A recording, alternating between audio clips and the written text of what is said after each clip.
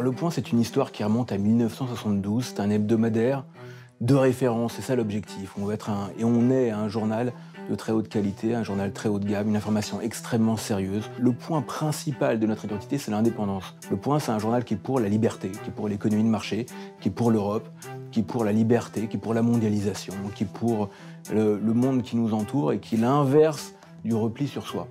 La stratégie du Point part d'un constat simple. Les lecteurs évoluent, ils adoptent peu à peu les nouvelles technologies, les nouveaux usages de consommation de l'information. Notre travail, c'est de construire une offre magazine, une nouvelle expérience de consommation du titre au travers de tous ces appareils connectés. Le Point dispose d'un portefeuille abonné de 270 000 abonnés et nous pensons raisonnable de convertir au numérique plus de 50% de son portefeuille.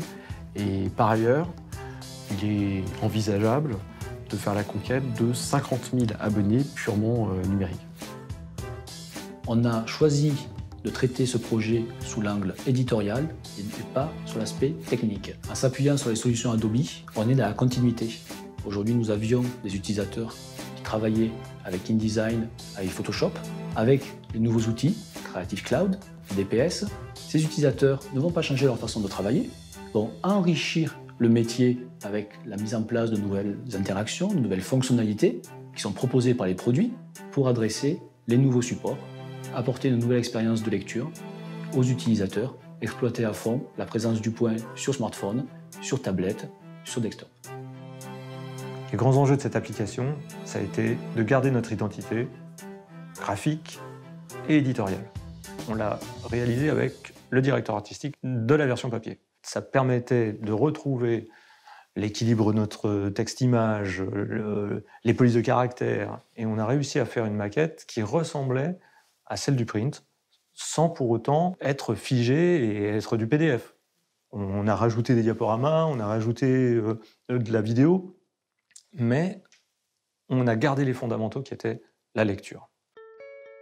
Il faut envoyer ce qu'on fait sur tout un tas de supports parce qu'on va être chez tout le monde. Mais on ne va pas refaire à chaque fois, donc il faut inventer des systèmes efficaces.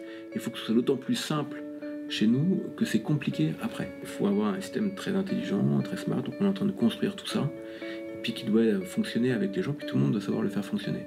Parce qu'il y a une problématique de sécurité qui est très importante. Un journal qui ne sort pas, c'est un drame. Il faut que ça sorte, et ça doit être d'une fiabilité absolue tout ça.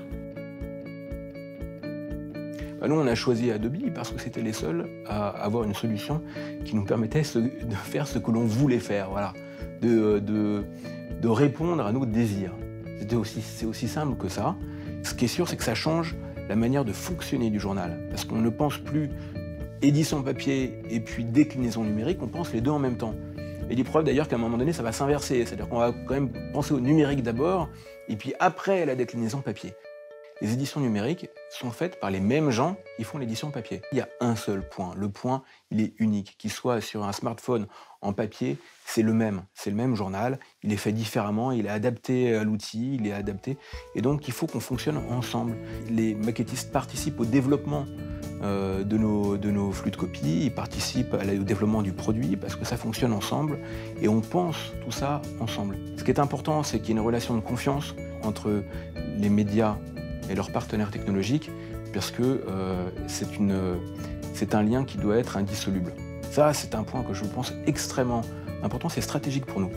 On doit passer de l'état d'une entreprise de presse traditionnelle à une entreprise technologique. On parle d'une équipe constituée non seulement de journalistes, mais aussi d'un certain nombre d'ingénieurs, de développeurs, de webmasters, de techniciens. Et tous ces gens-là doivent être au service de notre savoir-faire et de notre excellence éditoriale.